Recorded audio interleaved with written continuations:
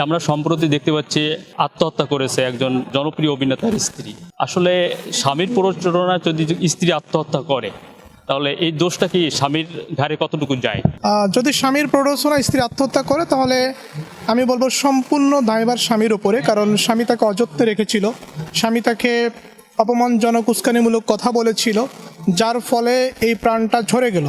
হয়তোবা এমনও হতে পারতো যে এই মানুষটা এই দুনিয়ায় থাকতো, অনেক কষ্ট পেত, কিন্তু স্বামী যখন প্রচণ্ড মাত্রায় বেশি আঘাত করেছিল স্ত্রীকে, তখনই সে আত্মহত্যার পথ বেছে নেয়। যেহেতু আত্মহত্যা এই শব্দটা স্বামীর প্ররোচনার কারণে এসেছে, স্বামীর অ্যাবেটমেন্টের কারণে এসেছে, এই কারণে আমি বলবো স্বামী সম্পূর্ণরূপে দায়ী।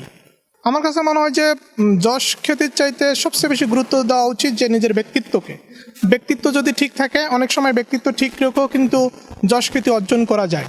সেক্ষেত্রে বলবো যে যশ খ্যাতি অর্জন দরকার আছে, কিন্তু সেটা যেন নোংরাভাবে না হয়, সেটা যেন সমাজের দৃষ্টিকটু হয় এরকম কোনো কাজের মাধ্যমে না হয়।